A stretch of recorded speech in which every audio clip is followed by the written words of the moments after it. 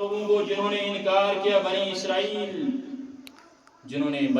میں سے جنہوں نے انکار کیا علی لسان داؤد و عیسی ابن مریم، عیسیٰ علیہ السلام اور داؤد علیہ السلام کی زبان پر ان پر لعنت بھیجی گئی۔ غلطی کیا تھی؟ ذالک بما عصوا وکانوا یعتدون، وہ لوگ نافرمان تھے، حد سے تجاوز کرنے والے تھے۔ اور دوسری کیا کوالٹی تھی ان کے اندر، اس لیے لعنت انہیں پڑی؟ فرمایا کانوا لا یتناہون عن المنکر، وہ برے کام سے نہیں روکتے تھے، وہ برے کام سے لوگوں کو منع نہیں کرتے تھے اور اچھے کام کی طرف حکم نہیں دیتے تھے۔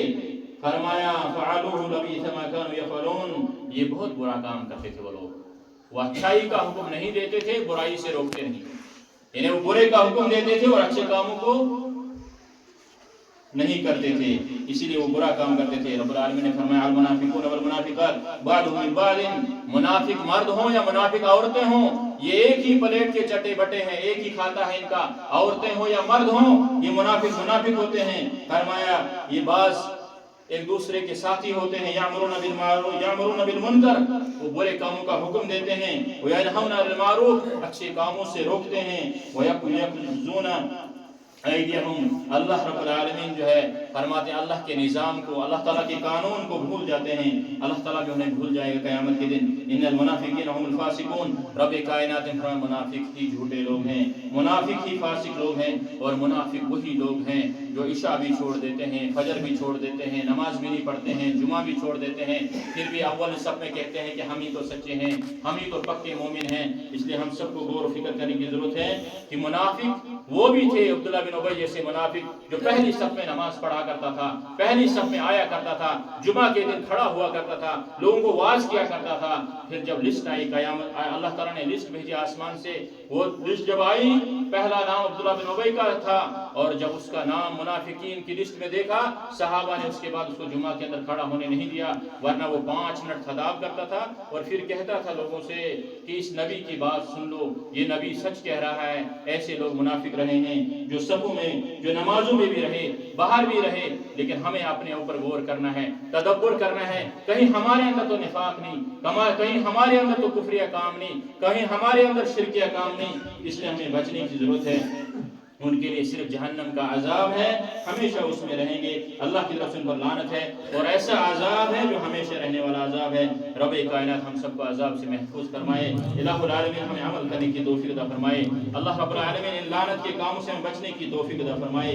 ابھی بہت سارے ہیں، تقریباً 26 ایسی چیزیں جو گنائی گئی ہیں، میں نے آپ کے سامنے صرف 5 چیزیں بتائی، اس طرح سے لعنت کے ایسے کام جو 26-27 تک جو ہے کچھ علماء نے گنے ہیں۔ اللہ رب العالمین ہمیں ان کاموں سے بچائے جو لعنت کے کام ہیں، ہمیں خیر کے کام کرنے کی توفیق عطا فرمائے۔ الہ العالمین جو انسان پریشان حال ہیں ان کی پریشانی کو دور فرما، جو مصیبتوں میں ان کی مصیبت کو دور فرما۔ الہ العالمین آج کا مسلمان پریشان ہے، آج کا مسلمان مصیبت کے اندر ہے، عالم کے اندر ہے، ربا اس کی مصیبت کو دور فرما۔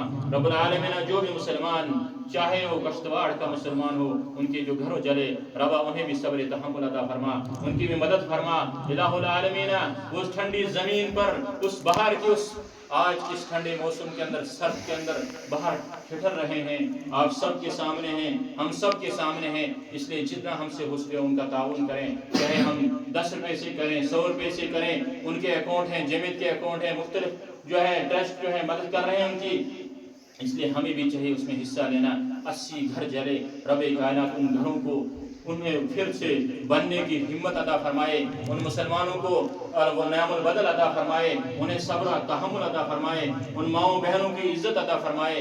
رب العالمین ہم سب مسلمان ہیں، مسلمان کا بھائی ہے، جب ایک کو تکلیف ہوتی ہے دوسرے کو درد ہوتا ہے، یہی مسلمان کی نشانی ہے۔ ان فی الجسد مضغۃ اذا صلح الجسد کلہ، فرمایا اللہ کے نبی صلی اللہ علیہ وسلم نے، یہ جسم جو ہے اس کے اندر ایک ٹکڑا ہے، وہ دل ہے، اگر دل صحیح ہوگا تو سارا جسم صحیح ہوگا، اگر جسم میں یہ دل خراب ہوا سارا جسم خراب ہوا۔ اسی لیے مسلمان جب ایک کو تکلیف ہوتی ہے، سب مسلمان معاشرے کو تکلیف ہونی چاہیے۔ اگر تجھے اور مجھے، آپ کو اور مجھے تکلیف نہیں ہوتی ہے، درد محسوس نہیں ہوتا ہے، تو سمجھ لینا کہ ابھی ہمیں ایمان کی قلت ہے، ابھی ہمارے پاس ایمان نہیں ہے۔ اس لیے اللہ کے نبی صلی اللہ علیہ وسلم نے فرمایا، جو انسان کسی کی مصیبت کو، کسی کی مشکلات کو حل کرے، رب کائنات اس کی مصیبت کو حل کرتا ہے۔ واللہ فی عون العبد ما کان العبد فی عون اخیہ، وہ جو انسان کسی بھائی کی مدد کرتا ہے، ایک بھائی نے کام ختم کر دیا، اس کی پریشانی ختم ہو گئی، لیکن دوسرا بھائی پریشان حال ہے، اس کی پریشانی کو ختم کرنا مسلمان کی ضرورت ہے،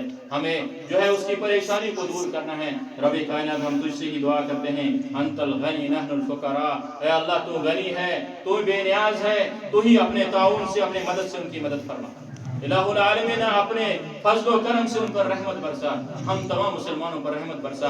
ہر مسلمان اس وقت پریشان ہے، ہر انسان اس وقت جو ہے اللہ رب العالمین ہر انسان کی پریشانی کو دور فرمائے، مصیبتوں سے دور فرمائے، مشکلات سے دور فرمائے۔ جو بیمار ہیں انہیں شفاء کامل عطا فرما، شفاء عاجل عطا فرما۔ جو ہسپتالوں میں بیمار ہیں انہیں بھی شفاء کامل عطا فرما۔ جو گھروں میں بیمار ہیں، سفر میں بیمار ہیں، حضر میں بیمار ہیں، بازاروں میں بیمار ہیں، جہاں بھی ہے رب کائنات انہیں شفاء کامل عطا فرما۔ ہماری ماں کی شکل میں، ہماری بہنوں کی شکل میں، ہماری بیویوں کی شکل میں، ہمارے عورتوں کی شکل میں، نہ جانے کتنی عورتیں، کتنی مائیں، کتنی بہنیں بیمار ہیں، رب کائنات ان سب کی شفاء کامل عطا فرما، شفاء عاجل عطا فرما۔ الہ العالمین جو لوگ نمازوں سے دور ہیں انہیں نماز کے قریب آنے کی توفیق عطا فرما۔ الہ العالمین ہمیں بھی توفیق عطا فرما، ہم بھی دین پر عمل کریں۔ الہ العالمین ہمیں دنیا اور آخرت کے اندر عزت عطا فرما، آخرت کے اندر عزت عطا فرما، دنیا کے اندر عزت عطا فرما۔ الہ العالمین پریشان حال لوگوں کو پریشانی سے دور فرما۔ اقول قولی ھذا استغفر اللہ لی ولکم ولسائر المسلمین، آمین۔ واخر دعوانا الحمد للہ رب العالمین۔